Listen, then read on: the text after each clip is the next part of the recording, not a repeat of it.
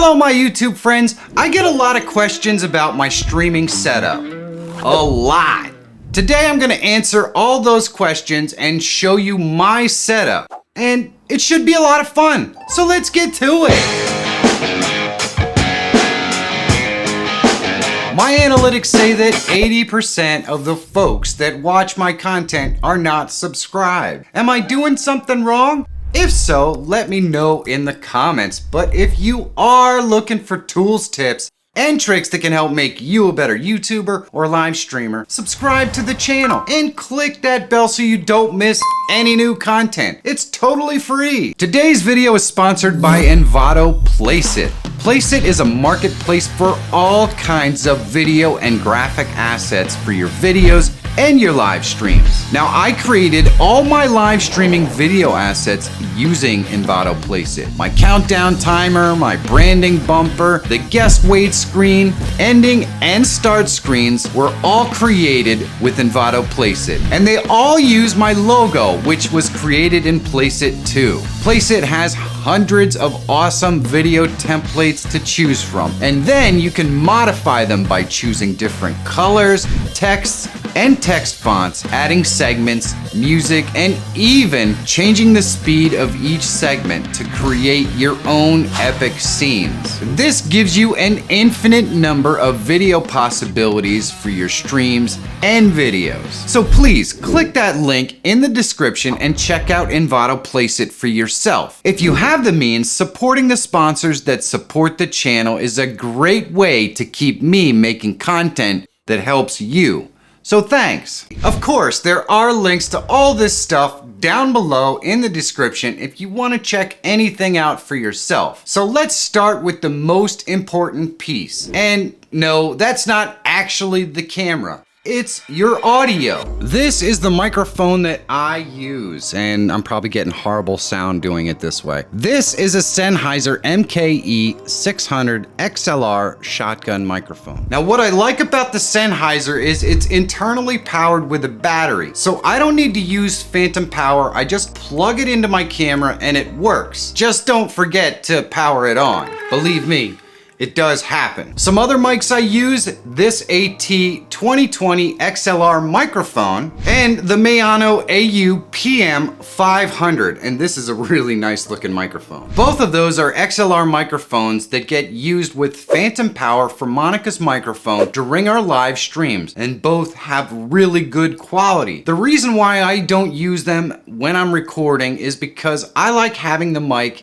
out of the shot, and both of these make it difficult because they're just a different kind of mic. They're condenser mics. They sound amazing, but they gotta be up close and personal, and I don't want to shoot that way. The second most important piece of this setup is also not the camera. It's the lights. Having proper lighting can make a bad camera look good, and a good camera look absolutely amazing. For my studio lights, I use the Viltrox VL200. They run around 180 bucks for 3, and the sets have adjustable brightness and temperature, power supplies for each light, and stands also, and a universal remote control so that you can control them anywhere they are on the screen. And they even have a carrying case to take them on a road. That's not that much money for that many lights. Now, they aren't the brightest or the most versatile lights I've ever used, but they get the job done and they really aren't too expensive. Of course, expensive is a relative term. So the other lights I still use to film on my car channel are these Home Depot specials. They cost like 10 bucks a piece, and I use wax paper as a diffuser to soften them up. They are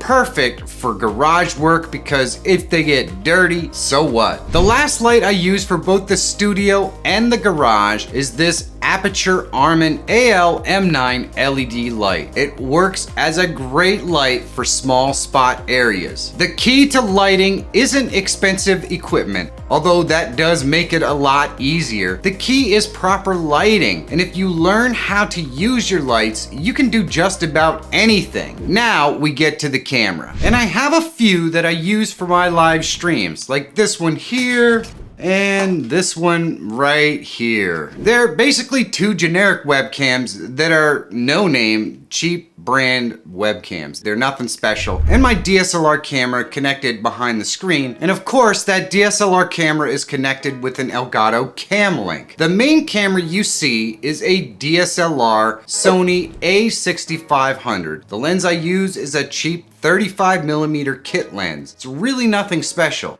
And I get a lot of questions about my background. So we should definitely take a closer look at that. On the shelves back here, I've got cameras and lenses and just kind of things that add some visual interest. This picture that is here was actually painted by my daughter, Mina, and it's pretty cool. She actually painted all the seasons of the same picture. So I like to change them out every once in a while so they look a little different. On the other shelf, I've got some controllers and a really cool wooden play button that was given to me by a person who watches my channel. Some of these things were given to me by other YouTubers and things like that, so they do hold a little bit of a special place. I get all kinds of questions about my metal Predator back here, and you can see he's basically made out of scrap metal parts. Screws, bolts, scrap metal plates and pieces, and even stuff like chains and spark plugs and that sort of stuff. I have these skull mugs that have LED lights in it, and there's a picture of me and my beautiful wife Monica. Right next to that we have the alien, and he's not quite as cool and put together as the Predator, but he's also made out of all scrap metal and very, very cool.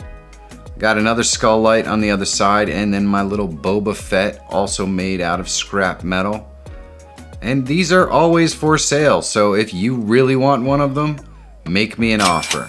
Occasionally you see me do an angle where I show my side view, and it has these little motorcycle models over here as well. They're also made out of all scrap pieces, just welded together. The wheels do actually turn. Got the little chopper down here, and we have another Predator, much smaller, made out of scrap metal, and a couple little Star Wars knickknacks because I'm kind of a Star Wars fanatic. And that's pretty much what's in my background. I do have a few dedicated streaming tools that I use, the Loop Deck and the Stream Deck. Both have their merits. The Loop Deck lets you control volume with the dials, while the Stream Deck is easy to set up and it's really easy to find the right button when you're in the middle of your stream. The last piece is the streaming computer, and for this I use a machine I really built a long time ago. This PC is quite old. In fact, it's probably somewhere between 8 and 10 years old. I built it a long time ago, but it does have an NVIDIA GeForce GTX 970 in there, which was the best that was available back then, or pretty close to it. And it has an Intel i7 5930K CPU at 3.5 gigahertz, and it has 16 gigabytes of RAM. I've also got a whole bunch of hard drives in this machine, probably about 5 or 6, and they are all basically probably between 1 and 3 terabytes each. And that's because I do a lot of recording on here and I save a lot of content, so I have to have a lot of hard drive space. But for the most part, this is a pretty simple older machine that was really, really good maybe 5 years ago, and now maybe it's okay. It gets the job done. If you're like me and you're always looking for new channels to watch on YouTube, let me tell you about a little passion project of mine. The channel's called For the Love of Cars, and it's about all things automotive. On there, I drive and discuss just about any vehicle I can get my hands on and talk about car culture and all that kind of stuff. I have content on there about Tesla, the Ford Mustang, the Ford Mach-E, and the new Corvette C8, not to mention a bunch of other things as well. If you're interested in car content, or you just want to look at what I do in my free time, check it out. There's a link in the description. I'll see you there. If you want to see a showdown of a bunch of different microphones, you should check this video out right here. And if you're always looking for tools, tips, and tricks that can help make you a better YouTuber or live streamer, subscribe to the channel. My name is Michael Feyrer Jr. Thank you so much for watching. Have a great day, and I'll see you in the next one.